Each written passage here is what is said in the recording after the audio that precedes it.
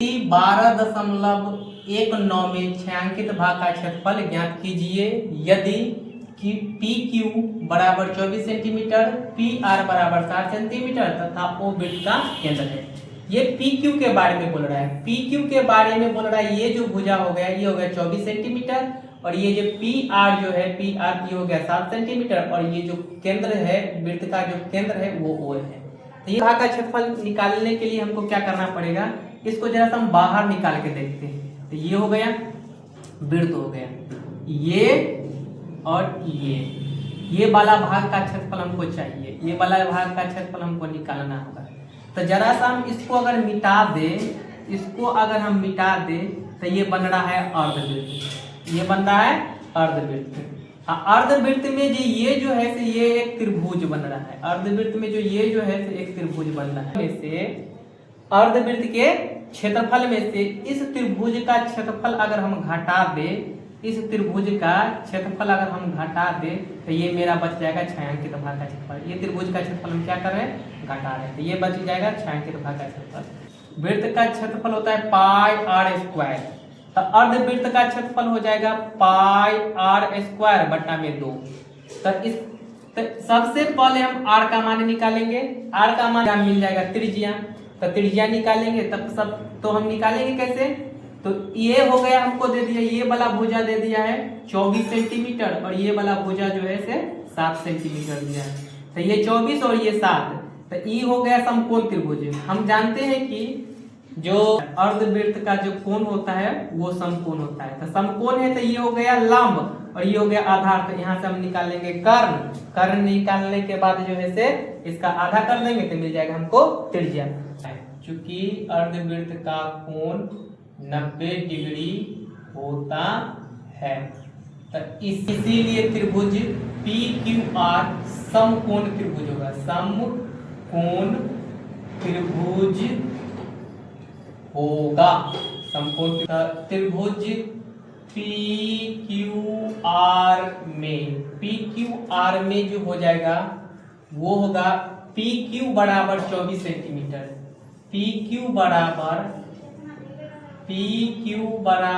24 centimetre, P R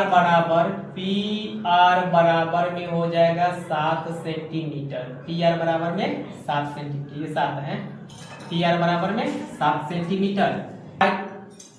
इसीलिए Pythagoras प्रमेय से क्यू आर, ये क्यू आर है ना, क्यू आर के स्क्वायर बराबर में पी क्यू के स्क्वायर प्लस में पी आर के स्क्वायर, पी आर के स्क्वायर।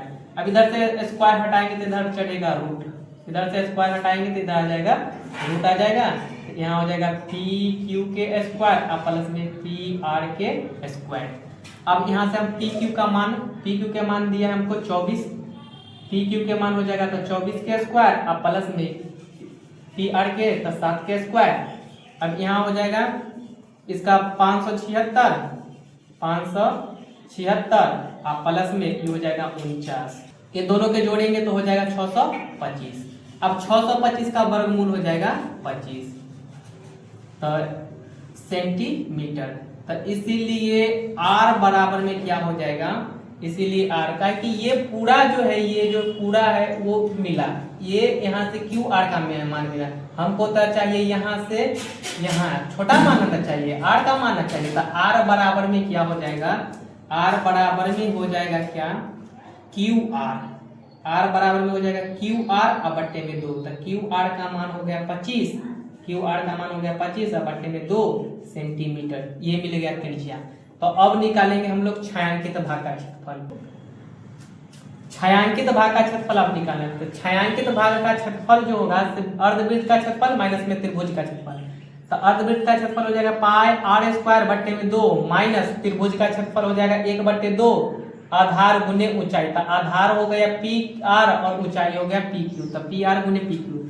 अब यहाँ से हम मान बैठा दे तो 7 अगुना आर का मान 25/2 गुने 25/2 आर स्क्वायर इसलिए 2 बार, इसका बट्टा में 2 माइनस ये 1/2, इसका पी आर का मान हो जाएगा 7 और पी क्यू का मान हो जाएगा 24।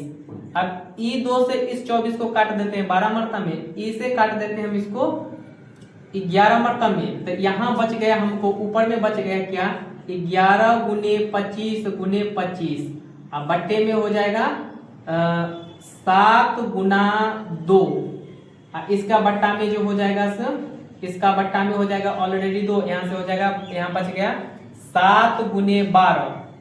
तो 25 को 25 से गुना करेंगे 625, 625 को 11 से गुना करेंगे, 625 को 11 से अगर गुना करेंगे तो 6875 आएगा। इसका बटा में हो जाएगा ये 7 गुना 14, इसका जो बट्टा में 2 ये आ जाएगा तो गुना में हो जाएगा, और ये हो गया माइनस 12 सते 84। तो यहाँ से हो जाएगा 6875 और बट्टे में 14 दूना 28 और माइनस में 84। अब इधर देख लिया जाए जरा सा, इधर ये हो जाएगा, एलसीएम ले लेंगे तो इसका हो जाएगा 28, एलसीएम हो गया 28।